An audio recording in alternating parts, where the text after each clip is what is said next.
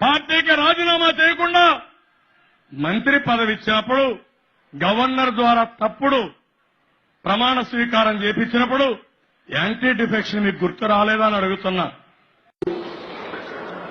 రావు వెంకట సుజయ్ కృష్ణ రంగారావు అనే నేను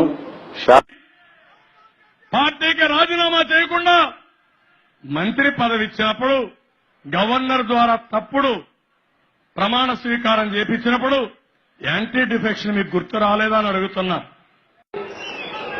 చదిపిరాల ఆదినారాయణ రెడ్డి అనే నేను పార్టీకి రాజీనామా చేయకుండా మంత్రి పదవి ఇచ్చినప్పుడు గవర్నర్ ద్వారా తప్పుడు ప్రమాణ స్వీకారం చేపించినప్పుడు యాంటీ డిఫెక్షన్ మీకు గుర్తు రాలేదా అని అడుగుతున్నా.